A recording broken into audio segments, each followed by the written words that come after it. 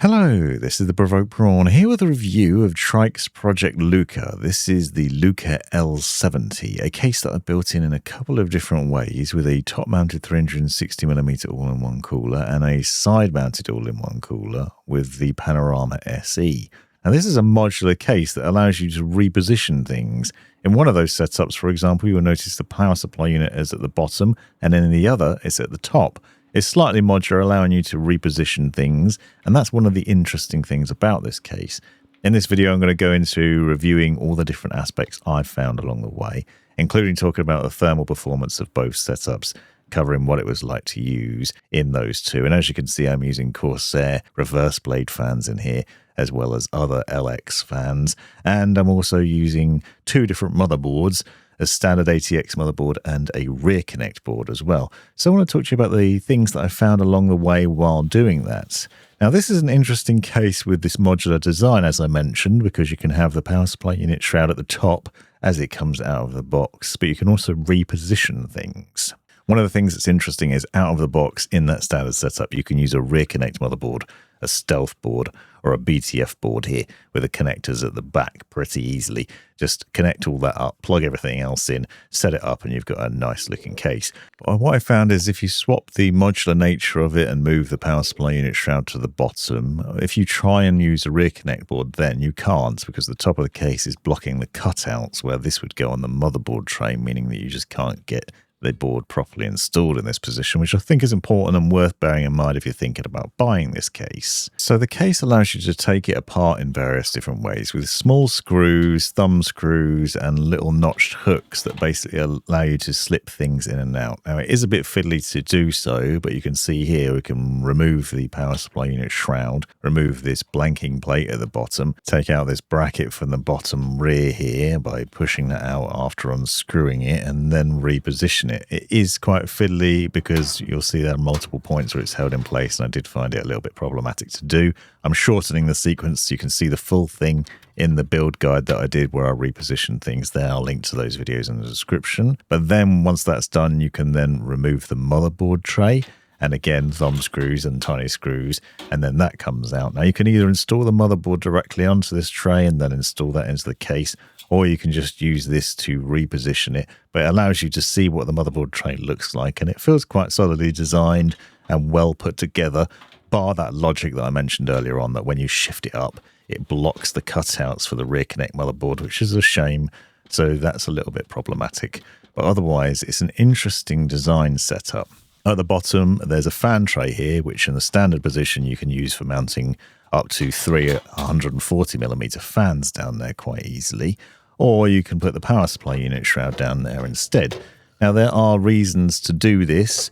I actually think it's quite nice having this power supply unit shroud down the bottom because it means you can run the power cable for your graphics card, for example, through that and out the rubber hole in the top of it and then plug it into your GPU, which looks a lot neater in this position because it allows you to tidy that cable up and hide most of it away. And then other things like the front panel connector and HD audio cables come out of there as well, meaning that they're reasonably hidden, but you do have the PSU visible from that side. Alternatively, with the power supply unit shroud mounted at the top, you're then running your graphics card power cable from there and coming out of the side and plugging in like this, which at this angle doesn't look quite as neat. And because there's not enough length to go from the very top of the case to the bottom and then up again, this is a bit of a problem. Extension leads might counter this, but it is something worth thinking about, and it might make the build look a little messy. I'm not the greatest at cable management, I'll admit, so maybe you can do better than me in this regard. With that power supply unit shroud, it's also worth noting difficulties if you're planning on using Corsair's RMShift power supply units. I'm using the RM1000X PSU here, and the connectors for this are mounted on the side rather than on the end. Now, if you think you can slip that in there and then easily access them, unfortunately you can't because they're blocked. As you can see from the rear here, not all the ports are accessible, which is a shame because it would have made life easy in terms of the cable management there. Instead, you want to use a standard power supply where the cables come out of the end and then run them through to the back and connect them up instead. Now, another problem I encountered is one you probably won't have. When I pulled this plastic off, it pulled the glass door off and smashed it onto the desk. Now, after a closer inspection, it turns out that's because one of the plastic clips had broken, and this actually happened in transit because this case turned up like this. So when I took it out of the box and then tried to strip that down, I found this. the plastic on the inside had just sheared off the plastic clip in the case. Now, this is a minor point, and it might not happen to yours, but I wanted to point it out in case you do have a similar issue. You can remove the small screws here at the bottom of the case. Those two screws hold the clip in place. So in there is essentially the other part of the broken clip, as you can see here. What I ended up doing was just super gluing the two parts back together. But somehow this is broken. And as I said, this is in transit. It's literally just come out of the box like this, and somehow this clip is broken like that. Whether it broke in the factory or what, I don't know, because the box itself was very well packaged. The case came very well packaged, so I was very surprised that was damaged without anything else being damaged. But the glass is meant to come off to make it easier to build. Now, another thing to note is this has 4 USB-A connectors on the front, as well as 1 USB-C, which means you've got 2 internal USB-A connector cables you need to deal with. This might be a problem because not many motherboards, in my experience, actually have 2 USB-A connectors on them. So this motherboard that I'm using here, for example, only has 1 on the bottom right. And I also tried it with a BTF motherboard, and it's the same thing. I don't have enough connectors for it. You very rarely see a motherboard with 2 USB-A connectors on it, which means that you basically can't use 2 of the front panel connectors on the case. Not the end of the world, but it's something to bear in mind, I think. Otherwise, as you can see, the rear connectors on a BTF motherboard or a stealth motherboard are really easy to access and to plug things in. And there seems to be plenty of room back there in order to deal with the cables, even when you end up having to tie them down. Use the Velcro ties or plastic cable ties. The hooks are in a logical place, so it's pretty easy to do. Now, if you want to use hard disk drives, which I know loads of people won't necessarily, but if you do, you can put them on this door here at the back. The drives can be mounted to this with just 4 screws by lining up the holes at the rear and then screwing it in. And then obviously you have access to the ports on the end there. It's fairly logical, but there's no anti-vibration mounting or logical HDD housing on there, which is something to think about. On this other door, you can put 3 SSDs fairly easily. So standard 2.5-inch SSDs can be mounted there by just sliding them in and then using the small screws to secure them to the door. And then obviously you've got access to be able to plug in the connectors fairly easily here. So both the data cables and the power cables can be really easily connected up and then hidden away behind the door. The one thing to note is it is a little bit fiddly to manage this, and the cables for it, I found when you go to close the door, it is a little bit messy in terms of the cabling there, as you can see. So you've got to sort of push those cables behind a little bit and then shut it. But I didn't have trouble closing it. It's just they're in the way a little bit while you're doing it. But there's still plenty of space back here for the cables, which is certainly nice. Now, as I've mentioned already, there's options in terms of where you put fans, what fans are positioned where, and the mounting of the all-in-one cooler. So, for example, you can put a 420mm all-in-one cooler on the side if you like.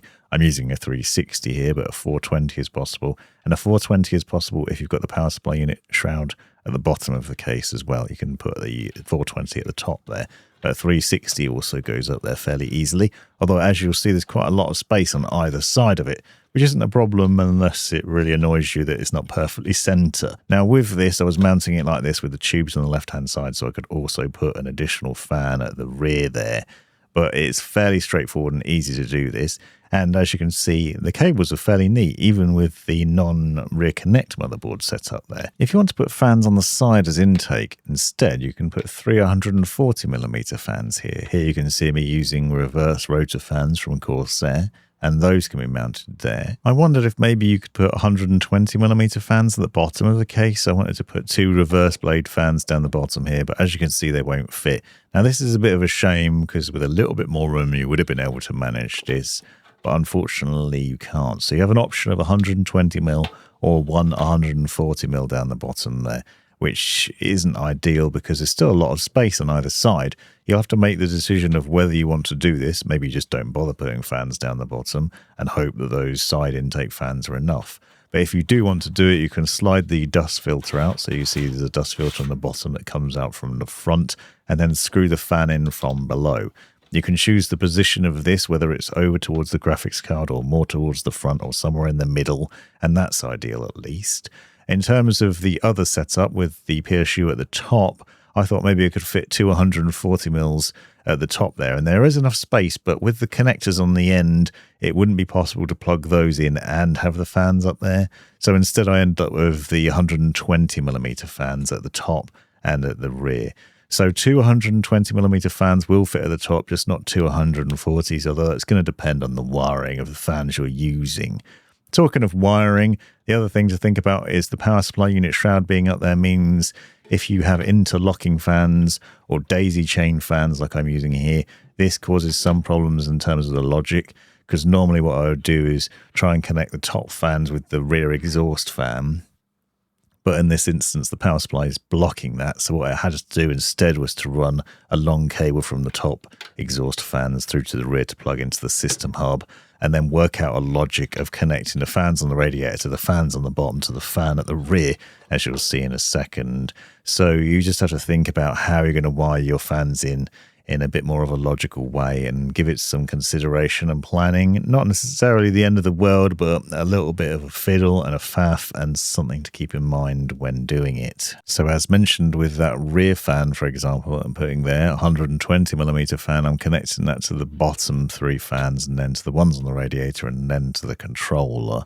And there's space to be able to do this, so you can see it is possible to run this cable down there and reasonably well hide it away. It's quite a long cable, but I tucked it down the side and then tucked it down behind at the bottom as well. Now with the GPU mounting, there's a bracket there that you first need to remove with basically a clip holding and covering things over. Then you can put your graphics card in there and then screw it down, and then also put that clip back down again as well, so it's kind of hiding things away. It's a nice little feature there that I haven't seen on other cases. The case also has this convenient anti-sag bracket down here, which you can use whichever way around you put the power supply unit set up. Basically unscrew the thumb screw, raise it up to support the GPU, and then re-secure it, and it holds it there without obstructing the fan, which is definitely a bonus. And then you end up with a case that looks something like this. Now I did thermal testing in both of these builds, so I'm going to quickly go over this and show you what the performance was like. Basically with the radiator at the top of the case, I found that I got a lower score on Cinebench than I would like, and the temperatures were in the 80-degree mark at the maximum, 75-ish average. Now during gaming, I found that with Battlefield 6, playing it on maximum settings at 4K, I did find that what was happening was the CPU was getting somewhere in the 70-degree mark, which was surprising. It's actually quite hot.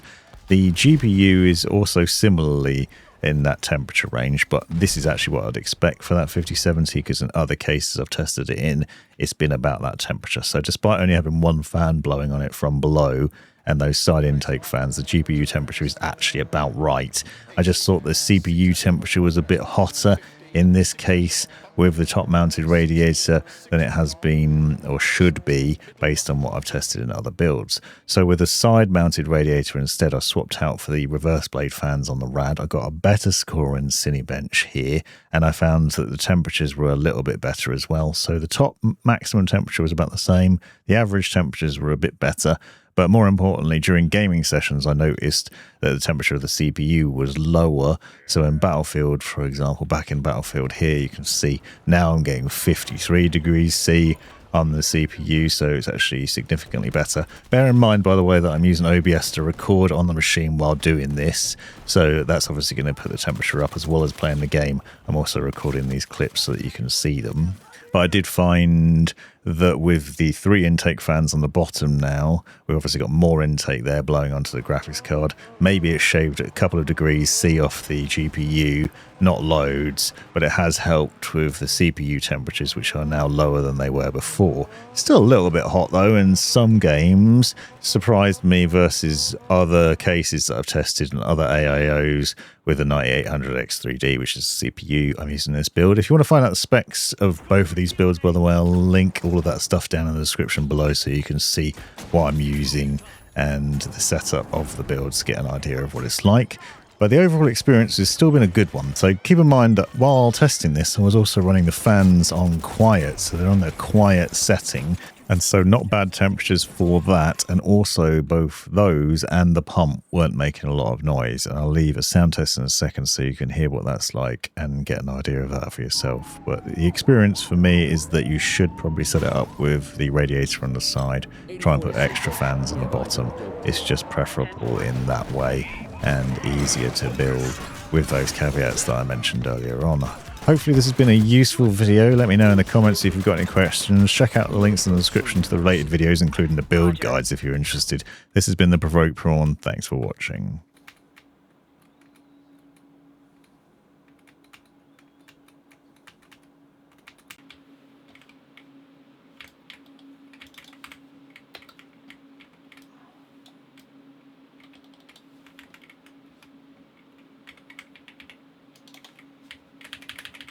Yes!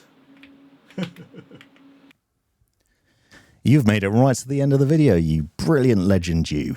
If you've enjoyed it, click that subscribe button, give me a thumbs up, and drop me a comment down below if you've got any questions. If you really enjoyed it, consider joining the channel and see the benefits of doing so. Check out these other videos, you might well find them interesting or useful, and most importantly, have a great life.